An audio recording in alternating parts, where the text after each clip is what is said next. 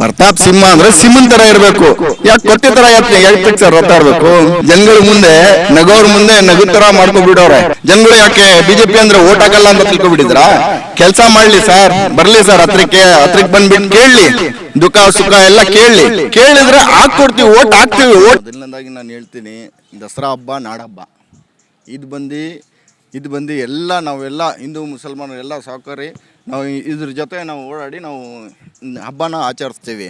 But ಇದು ಮಾಡಿರೋದು ನೋಡಿ, ಹುಚ್ಚಿರ ಮದುವೆಯಲ್ಲಿ ತಿನ್ನೋಣೆ ಜಾಣದ ಮರಿ ಅಂದರೆ ಹುಚ್ಚಿನ ಥರ ಬೊಂಬಳ ಹೊಡ್ಕೊಂಡು ಎಲ್ಲ ಸಂವಿಧಾನ ಪ್ರಕಾರ ಏನೈತದೆ ಎತ್ತ ಅಂತ ಹೇಳ್ಬಿಟ್ಟು ಎಲ್ಲ ಗೊತ್ತಿದ್ದು ಹೋಗ್ಬಿಟ್ಟು ಈ ಥರ ಕೆಲಸ ಮಾಡಿದ್ದಾರೆ. 2 ಸತಿ ಸಾಂಸದರಾಗಿದ್ದಾರೆ ಅವರು.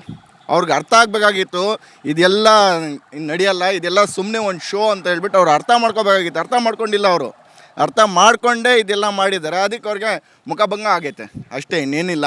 ಅವ್ರಿಗೆ ಇದು ಹೇಳಬೇಕಂತಲೇ ಮಾಡಿರೋದು ಅಷ್ಟೇನು ಸರ್. ಜನಗಳಿಗೆ ಗೊತ್ತಾಗ್ತದಲ್ಲ, ಜನಗಳ ಮುಂದೆ ನಗೋರ ಮುಂದೆ ನಗು ಥರ ಮಾಡ್ಕೊಬಿಡೋರೆ, ಇನ್ನೇನು ಇಲ್ಲ. 2 ಸರಿ ಸಾಂಸದರು ಅವರು.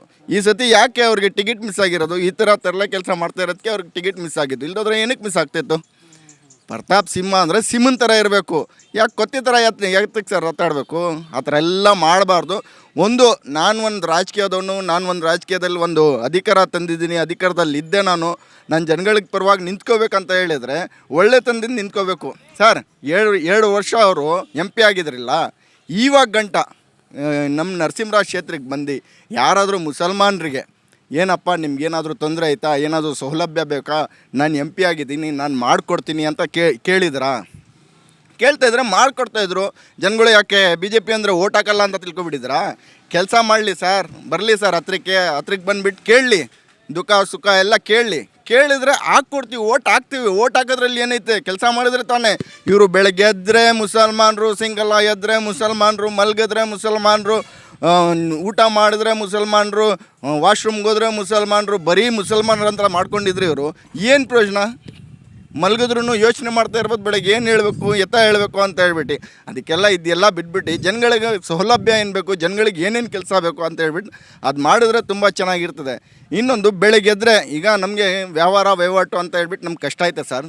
ನಮ್ಮ ಥರ ಎಷ್ಟೋ ಜನ ಇದ್ದಾರೆ, ಎಷ್ಟೋ ಬಡವರು ಇದ್ದಾರೆ, ಎಷ್ಟು ಪರದಾಡ್ತಾ ಇದ್ದಾರೆ ಸರ್. ಇವತ್ತು 500 ರೂಪಾಯಿ ಸಂಪಾದನೆ ಮಾಡೋಕ್ಕೆ ಪರದಾಡ್ಬೇಕು ಸರ್. ಯಾರೋ ಸ್ವಂತ ಅಂಗಡಿ ಇಟ್ಕೊಂಡವರು, ಸ್ವಂತ ಗಾಡಿ ಮಾಡಿಕೊಂಡಿದ್ದಾರೆ. ನಾವು ಬಾಡಿಗೆ ಹೊಡೆಯೋರು ಅವ್ರು ನಿಲ್ಸ್ಕೊಂಡೇ ಇರೋದು, ಅವ್ರಿಗೆ ಬಾಡಿಗೆ ಇಲ್ಲ.